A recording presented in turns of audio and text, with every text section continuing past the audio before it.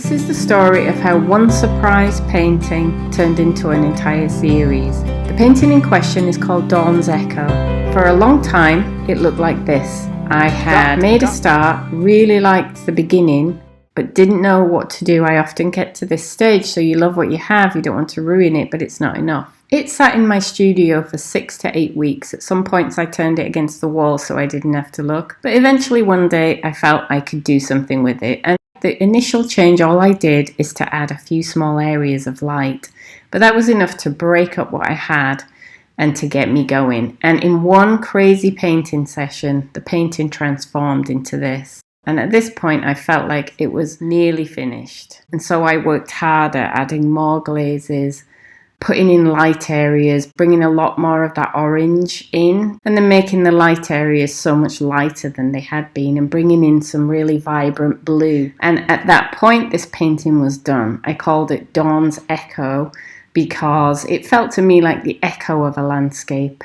But there was something about this painting I found inspiring. The energy and power of this section, I just found that very exciting. The texture and glazing on these areas, the transition between areas that's so soft. And so I decided to take these colours and these ideas and the things that had inspired me into a series of new pieces. And in this piece, I was playing with areas of lights and dark. Then I wanted to build it up with translucent glazes. But the design just wasn't working for me. And so I kept moving things around. And I got to this, but I felt like I needed this to come off the board in at least one more place. And so I kept working on it and came to this. But in laying on layers and layers of colour, I had now made that area very blocky and dark. And so I went back over it with a sander to remove a lot of that dark paint, and then went back to my light glazes to build up something much more translucent.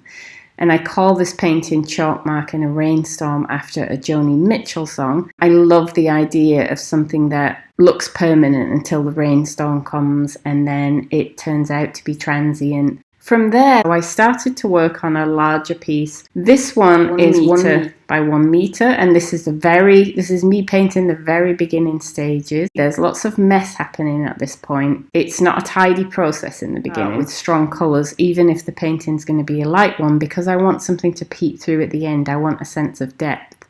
At the end of that first painting session, I've covered the whole board, and this is what it looks like. So no real sign at the moment of where this is going. I continued to work on it, but at this point it took quite a dramatic turn. And at this point it became more clearly to me a landscape, and I got stuck again. And one of the tactics I'll resort to when this happens is my trusty orbital sander. After sanding, the painting looked like this. And the subtlety of that was very beautiful, and I enjoyed playing with that, layering on glazes of very thin, transparent paint over that texture to get these effects. It still wasn't feeling like that was the direction I wanted this painting to ultimately go in.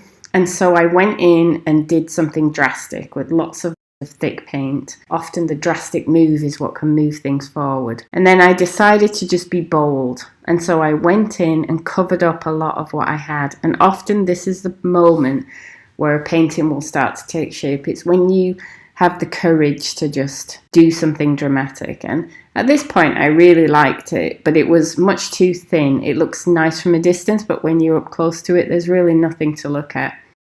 So from here, it was just a case of building up layers of paint and interest and texture. And I was quite happy with what I had at this point.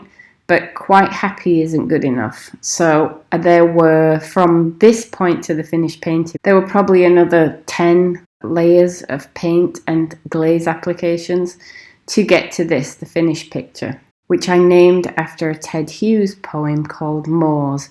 And the first line of that poem is, "Moors are a stage for the performance of heaven," which I absolutely love, and which sums up what I feel about the Moors. So this painting is called The Performance of Heaven, and it's 1 meter by 1 meter. So it just goes to show that a painting that I thought was stuck and was going nowhere for 6 weeks ultimately turned into something that I love, sparked 2 finished pieces and another 3 or 4 that are currently ongoing. And I think for me, that's the magic of making art.